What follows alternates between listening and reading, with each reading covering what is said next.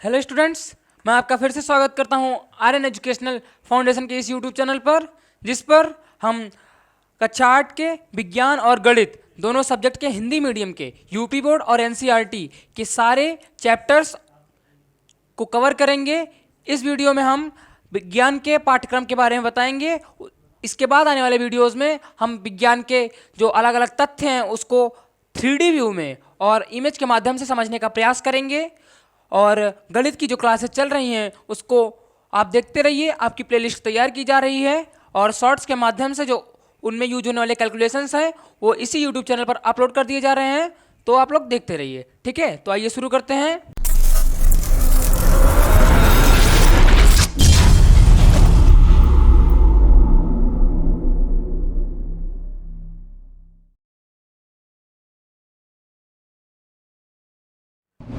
कक्षा 8 विज्ञान का जो पहला चैप्टर है वो है फसल उत्पादन एवं प्रबंधन। इसमें बेसिकली क्या होता है, विज्ञान में जो कक्षा 10 तक लगभग विज्ञान यूज हुए हैं उसमें विज्ञान के पार्ट को अलग अलग डिनोट नहीं किया गया है। मतलब जैसे कि कक्षा 11 में जब आप प्रवेश करेंगे तो उसमें रसायन विज्ञान और भौतिक विज्ञान और जीव विज्ञान ऐसी किताबें अलग हो गई हैं, पर कक्षा 10 तक वो किताबें अलग नहीं हुई हैं। तो इसमें आपका कृषि विज्ञान, भौतिक विज्ञान और रसायन विज्ञान मतलब विज्ञान की सभी शाखाएं इसमें आप लोग को मिल जाएंगे। तो ये जो चैप्टर है वो कृषि विज्ञान का है। तो फसल उत्पादन एवं प्रबंधन में होता क्या है बेसिकली कि जैसे कोई किसान है, वो किसी फसल को यानी गेहूं को किस प्रकार उगा रहा है, उसे किस प्रकार उसकी कटाई कर रहा है, उसकी बुआई कर रहा है, इसके बारे में जो अध्ययन करते हैं वो इसी के अंतर्गत आता है। जैसे मधुमक्खी पालन को एपीकल्चर कहते हैं, रेशम पालन को सेरीकल्चर कहते हैं, उसी प्रकार अलग अलग चीज़ों को उगाने की एक नाम दिया गया है। उसी सब के बारे में इस चैप्टर में हम पढ़ेंगे। अगला चैप्टर आपके सामने आता है वो है सूक्ष्म जीव जो हैं वो किसान के मित्र हैं या शत्रु हैं। जैसे कि हम लोग जानते हैं कि केचुआ को किसान का मित्र कहा गया है। क्यों कि उसे किसान का मित्र कहा गया है? क्योंकि जो केचुआ होता है वो खेत में जमीन के अंदर पाया जाता है, तो वो आसानी से उसमें होल बनाया रहता है, मतलब कि उसमें एक छेद बनाया रहता है। तो जब हम उसमें पानी फेंकते हैं तो पानी आसानी से फसलों में प्रवेश कर जाता है। तो जब पानी जो है आसानी से फसलों को मिल जाता है तो फसलें हरी भरी हो जाती हैं। इसीलिए किसान का मित्र जो है केचुआ कहा गया है। अगला आपके सामने आता है संश्लेषित रेशे और प्लास्टिक। प्लास्टिक क्या है? जैसे आपके सामने मैं एक एग्जांपल ले लूँ, ये एक प्लास्टिक है।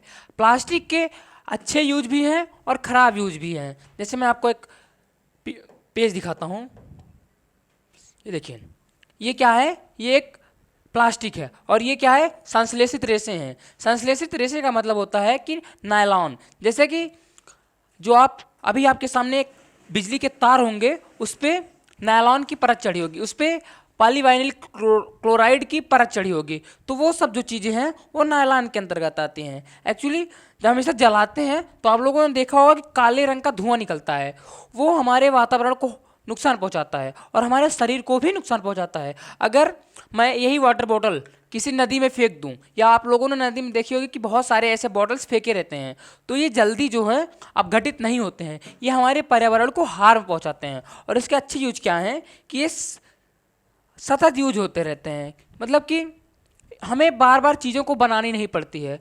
तो इन सब चीज़ों का अध्ययन हम कहाँ करते हैं?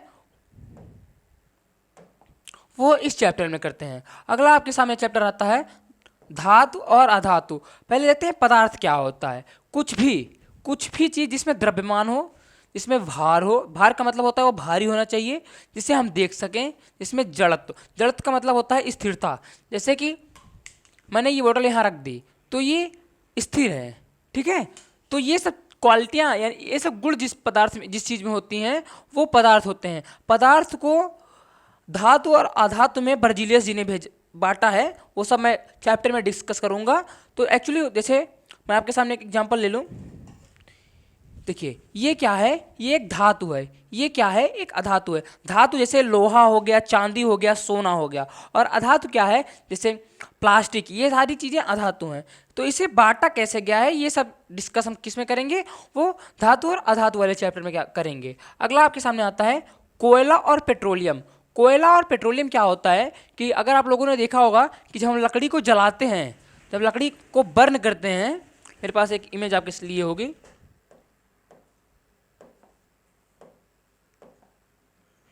जैसे ये लकड़ी है, मैंने लकड़ी को अगर जलाया तो ये काले काले टुकड़ों में दिखाई देती है, वो क्या है, वो कोयला है। और ऐसी ही होती है जब जो हमारा जो ह्यूमन बॉडी है यानी हमारा जो शरीर है, कई साल तक अगर जमीन में दफन कर दिया जाए, मतलब रखा जाए, तो वो एक पदार्थ का रूप ले लेता है जिसे पेट्रोलियम कहते हैं। ठीक है, तो इन सब का अध्ययन हम जिस चैप्टर में करेंगे उस चैप्टर का नाम है क्या, कोयला और पेट्रोलियम। ठीक है, अगला जो चैप्टर आपके सामने आता है वो है दहन एवं ज्वाला। दहन क्या होता है, किसी वस्तु का ऑक्सीजन से क्रिया, यानी जैसे कि बाबा लेवाइजियर ने इस चीज की डिफिनेशन दी है कि अगर मैं इसे जला दूं तो इसका जलने का मतलब है कि ये ऑक्सीजन से क्रिया कर रहा है। क्रिया क्या होती है कि जैसे हम भोजन करते हैं तो हमारा भोजन हमारे पेट के बाद गुदा के माध्यम से वो परित्याग होता है, तो वो सारी चीज़ें क्या है, वो प्रक्रिया हैं। जब यही केमिस्ट्री के टर्म में देखा जाता है तो वो अभिक्रिया कहलाती हैं। तो वही है कि किसी चीज़ की ऑक्सीजन से क्रिया क्या है, दहन है। ज्वाला क्या होता है कि अगर मैं किसी चीज़ को जला दूं, अभी मेरे सामने लाइट्स जल रही हैं, मैं उसको थोड़ी देर छूँ स्पर्श करूँ तो वो जलने लगेगा, तो उसमें जो हम ताप हीट होगी वो टेम्परेचर है। और जब हम ज्वालामुखी देखते हैं, ज्वालामुखी जब जलती है तो उसके मुख से जो निकलता है वही ज्वाला है। ठीक है, लौह, जिसे आप लोग अपने गांव की भाषा में लौह कहते हैं। ठीक है, अगला आपके सामने चैप्टर आता है पौधे एवं जंतुओं का संरक्षण। देखिए, इसका मैं एक आपको बढ़िया एग्जांपल देता हूं कि जैसे जो पेड़ पौधे होते हैं उन्हें कौन खाता है, उन्हें गाय खाती है, उन्हें हाथी खाते हैं, मतलब शाकाहारी जंतु खाते हैं। तो शाकाहारी जंतुओं को मांसाहारी जंतु खाते हैं, तो ऐसी एक श्रृंखला चलती रहती है। उन मांसाहारी जंतुओं को भी कोई खाता है, जैसे चीन के लोग सांप खाते हैं, मतलब ऐसी चीज़ें खाते हैं। तो ये श्रृंखला चलती रहती है। तो ये सब चीज़ें क्या हैं, उसका अध्ययन हम इस चैप्टर में करेंगे। अगला आपके सामने आता है कोशिका संरचना एवं प्रकार्य। कोशिका क्या है कि अगर मैं अपने बॉडी को तोड़ता जाऊं, जैसे आप लोगों ने परमाणु पढ़ा होगा कि अगर किसी पदार्थ को काटते जाएं तो जो कण बचता है उसमें एक परमाणु अणु ऐसे कण होते हैं, वैसे इस शरीर में कोशिका शब्द होती है। ठीक है, तो ये बायोलॉजिकल टर्म है, इसके बारे में आपको बताता हूं। ठीक है, अगला आपके सामने आता है जंतुओं में जनन। जनन का मतलब होता है अपने जैसे चीज़ों का उत्पन्न करना। जैसे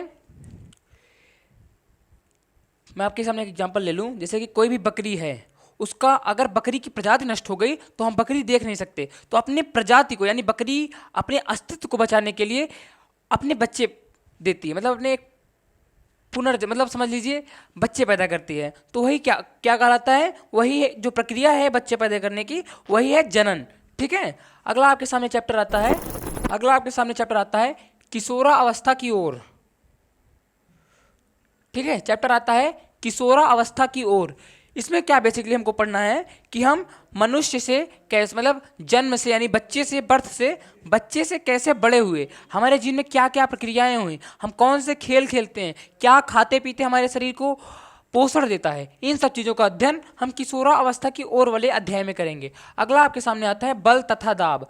बल तथा दाब में क्या अंतर है कि अगर हम कोई चीज़ ऐसे लंबवत मैंने आपको मैथमेटिक्स जब मैं पढ़ाऊंगा तो उसमें बताऊंगा कि लंबवत होता क्या है बेसिकली।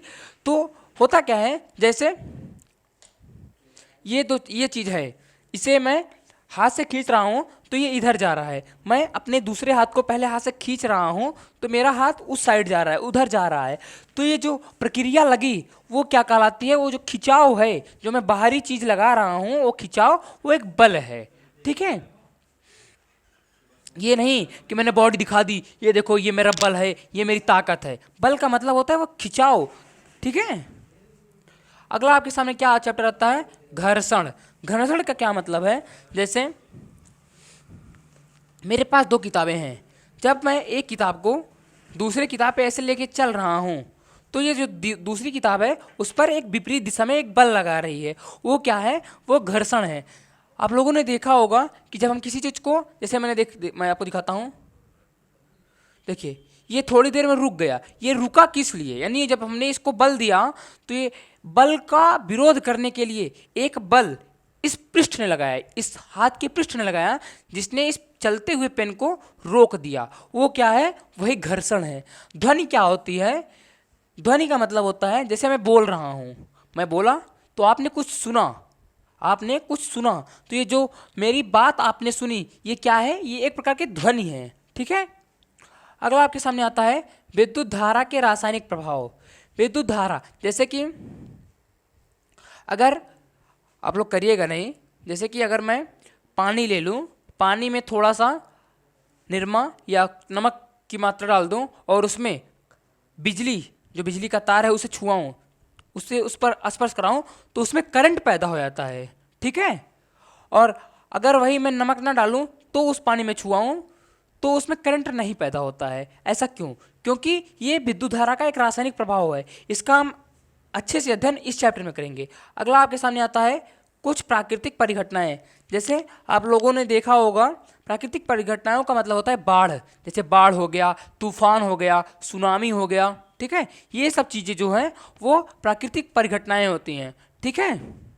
जैसे अभी रिसेंटली गुजरात के कच्छ वाले एरिया में अभी एक तूफान आया था, वैसे ही ये सब चीज़ें जो हैं, जो प्राकृतिक चीज़ें होती हैं जिसे हम कंट्रोल नहीं कर सकते हैं, वो सब जो हैं प्राकृतिक परिघटनाओं में आती हैं। अब जैसे कोई बम दगाया, मैंने परमाणु बम दगाया, तो वो हमने किया, उससे जो तूफान आया उसे हम रोक सकते थे, तो वो प्राकृतिक परिघटना में शामिल नहीं होगी। अगला आपके सामने आता है प्रकाश। जैसे आप हमको कैसे देख सकते हैं? मेरे ऊपर ये लाइट्स पड़ रही हैं तो आपने मुझे देखा है, यानी वो चीज़ जिसके माध्यम से हम किसी वस्तु को देख सकते हैं वही प्रकाश कहलाती है। इसका जो अच्छे से डिफिनीशन है, उसका वर्णन, प्रकाश के भाग, प्रकाश कैसे किन नियमों पर काम करती है, प्रकाश के परावर्तन के नियम, अपवर्तन के नियम, ये सब चीज़ें हम इस अध्याय में पढ़ेंगे। अगला आपके सामने आता है तारे एवं सौर्य परिवार। इसमें बेसिकली क्या होता है कि अगर आप लोगों ने अपने भूगोल की बुक देखी होगी तो उसमें आपने देखा होगा कि एक यहाँ सूर्य है, यहाँ पृथ्वी है, यहाँ बुध है, यहाँ शुक्र है, यहाँ मंगल है, मतलब ऐसी देखी होंगी। और आपने सूर्य तो देखा ही होगा। सूर्य क्या है? अगर आप अपने माँ या पिताजी से पूछेंगे कि सूर्य क्या है, वो कह देंगे सूर्य एक तारा है। तो तारा क्या है, पृथ्वी क्या है, ये सब कैसे बनी, कैसे दुनिया का आविष्कार हुआ, कैसे दुनिया उत्पन्न हुई, कैसे आपका जन्म हुआ, कैसे इंसान पैदा हुआ, ये सब जो है हम इस चैप्टर में पढ़ेंगे। अगला आपके सामने आता है वायु तथा जल का प्रदूषण। जैसे आप लोग जाते हैं किसी भी केमिकल, जैसे आप लोग, कोई फैक्ट्री है, फैक्ट्री ने जो अपना सामान बनाया, जो वेस्ट चीज़ें हुई, जैसे कि उसने जो केमिकल यूज किए, जो रसायन उसने यूज किए, उसका जो अपशिष्ट पदार्थ है, यानी जो बेकार हो गया, जो किसी काम का नहीं है, उसे वो ऐसे खुले में फेंक देती हैं। खुले में फेंकने का मतलब कि उसे पानी में फेंक देती हैं। जैसे गंगा नदी है, गंगा नदी में इतनी चीज़ें फेंक दी गई हैं कि गंगा नदी प्रदूषित हो गई है। प्रदूषित होने का मतलब कि वो अपनी जो प्रभाव है, वो अपनी स्वच्छता खो चुकी है मतलब कि अगर हम उसे गंगा नदी के पानी को ग्रहण करें तो हम बीमार हो जाएंगे। यानी अगर हम पहले के समय में गंगा नदी का पानी पीते तो हमें कुछ नहीं होता, लेकिन जब आने वाले समय में हम ऐसा करेंगे तो वो हमें बीमार कर देंगी। तो ये जो बीमारी लाने की जो गंगा नदी के अंदर ये गुण आया, वो किस लिए हुआ? वो प्रदूषण के कारण ही हुआ। अब जैसे गर्मी क्यों बढ़ रही है, जैसे आप अपने दादा बाबा से पूछेंगे कि क्या बाबा आपके समय पे भी इतनी गर्मी थी, वो आपको बताएंगे नहीं, उस समय तो शीतल शीतल हवाएं चलती थी और हम लोग बाहर ही सोते थे। लेकिन इस समय क्या है, कितनी गर्मी बढ़ गई है कि आप बाहर रह ही नहीं सकते, मतलब इतना ज़्यादा धूप हो गया है, इतना ज़्यादा गर्मी पड़ रही है कि आप रह ही नहीं सकते। तो ये सब जो गर्मी बढ़ रही है वो वायु में, यानी जो हवा है उसमें हम कुछ ऐसी प्रक्रियाएं, कुछ ऐसी चीज़ें कर रहे हैं जिससे हमारा टेम्परेचर बढ़ रहा है, यानी हमारा जो तापमान है, जो गर्मी है, वो बढ़ रही है। इन सब चीज़ों का अध्ययन जो है हम कहाँ करते हैं, वो इस चैप्टर में पढ़ते हैं। ठीक है। अब मैं आपको एक इमेज दिखा दे रहा हूँ इसी पे बेस। ये देखिए, आपको यहाँ दिख रहा है ना, देखिए यहाँ पर ये एक फैक्ट्री है, ये आपको एक फैक्ट्री दिख रही है। यहाँ पर जो फैक्ट्री में बना सामान है वो तो चला गया, लेकिन जो फैक्ट्री से ये जो धुआं निकल रही है आपको दिख रही है, ये जो धुआं है ये वातावरण में जाएगा तो ये हम लोग के सांस लेने में दिक्कत पैदा करेगा। ऑक्सीजन को ठीक ठीक हमारे पास पहुंचने में, जब हम ऑक्सीजन लेंगे तो ये धुआं भी उसके साथ आएगा, तो हमको सांस लेने में दिक्कत होगी। तो ये होता है वायु प्रदूषण। और दूसरा क्या है कि यहाँ से जो गंदा पानी, यहाँ की जो गंदे पानी है वो ऐसे ही नदी में, जैसे ये मान लीजिए गंगा नदी है, अगर हम इसको गंगा नदी मान लें तो ऐसे ही तो ये पानी में मिल जा रही हैं, ये पानी से दूषित हो रहा है। और जब दूषित हो रहा है तो हम इसे पिएंगे या इसका किसी भी स्थान पे यूज करेंगे तो ये अपना थोड़ा सा विपरीत प्रभाव दिखाएगी। ठीक है, तो ये था आपका सिलेबस जिसके बारे में हमको पढ़ना आने वाले अध्यायों में। तो आपको ये वीडियो, मैं आशा करता हूँ कि आपको यह वीडियो बहुत अच्छी लगी होगी। और अगर आपको किसी भी चैप्टर्स में कोई भी डाउट है कि आपको सिलेबस समझ में नहीं आया या मेरे कोई एग्जांपल आपको समझ में नहीं आए, तो आप लोग इसी वीडियो के कमेंट बॉक्स में कमेंट कर दीजिएगा। मैं आपका कमेंट पिन करूँगा और एक शॉर्ट के माध्यम से आपका डाउट क्लियर कर दूंगा। ठीक है, तो अगर आप इस चैनल पर नए हो तो आप इस चैनल को लाइक करिएगा और आपको लाल कलर की सब्सक्राइब का बटन दिख रहा है उसे टाइप कर दीजिएगा और वहाँ पर आप एक घंटी जैसी आपको आइकॉन दिखेगा उसे टाइप करके ऑल नोटिफिकेशंस ऑन कर दीजिएगा, जिससे इस चैनल पर आने वाले सारे वीडियो आपको मिलते रहें और आप उसे देखकर एंजॉय करते रहें। तो मिलते हैं नेक्स्ट वीडियो में, तब तक के लिए धन्यवाद।